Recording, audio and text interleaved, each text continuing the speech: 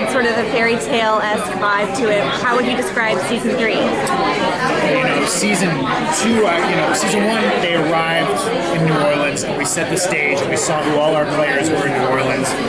Marcel, the adopted son, Davina, who's this very powerful witch, and the originals kind of made their home in New Orleans. Haley had her child, became a hybrid.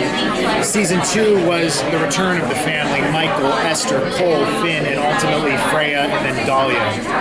Now that Dahlia has been taken care of, Esther's been taken care of, Michael has been killed and laid to rest, we really wanted to explore the history of vampirism. The idea that somewhere along the way in the past, Klaus turned someone for the first time into a vampire. So did Elijah, so did Rebecca, and those sire lines have been around for a very long time. And we know because of the death of Finn and the death of Cole that when an original dies, the entire sire line of vampires dies. So as you can imagine, every vampire in the world has a definitive perspective on the survival of the Michelsons because it necessitates their own survival.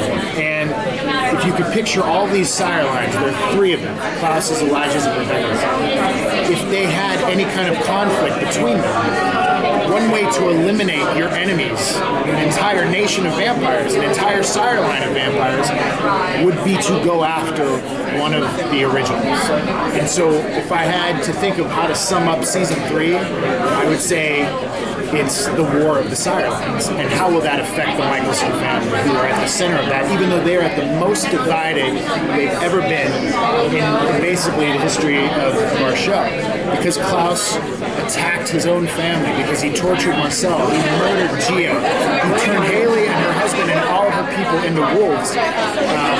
He really has a lot to account for, and Elijah is not going to forgive him. And so the brothers are going to find themselves in this irreparable, terrible relationship, crisis. Freya is going to be caught in the middle of it. Rebecca is going to be gone trying to resurrect Cole, and at this moment, when they're at their worst, they are going to face the greatest challenge they've faced. So we're really going to double down on the vampire aspect of the show this season. Awesome. I'm so interested in Freya's character. Will we get to see her interact more with Cammy and Davina next season? Yes. One of the interesting things about Freya is Dahlia told Klaus, you need me to raise that child because she will be so powerful. If she doesn't have me, she'll go off the rails. And Klaus immediately betrayed Dahlia and took her out. Why would he do that if he knew that she was so important to his daughter? Well, Klaus has decided to bet that Freya is the key to preserving and saving and mentoring and helping Hope stay alive. This is kind of beautiful story of this brother who did not trust Freya at all, now relying on Freya to be a part of the family. And Elijah and Freya already have a kind of relationship. It was a little bit rocky, but he trusted her. Freya and Rebecca have a relationship. I think it's pretty solid, and Freya granting Rebecca the opportunity to leave town for a while and have some freedom finally. But the relationship between Klaus and Freya, I think, is very interesting, especially because those characters are so similar.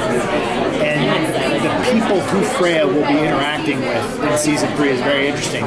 You say Cammy, but I think there's also some other characters that I think Freya will come across with that she will cross with that will help illuminate who she really is. And I think she's a stronger, tougher, and potentially loving but also more diabolical character than we've seen yet. And I really like her. I think of her as kind of as badass and tough and dangerous as any one of our Michelsons.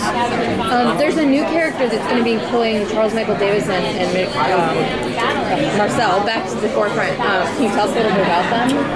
I will only say that one of the things we're going to do this year is explore vampires, not just, in Vampire Diaries we saw vampires in Mystic Falls and we alluded to vampires elsewhere. On the original so far we've seen vampires in New Orleans, the long history of vampirism in New Orleans, which began with the Michelsons coming to town. But we know the Michelsons have been around for 1,000 years. Where else along the way in the world did vampirism take root?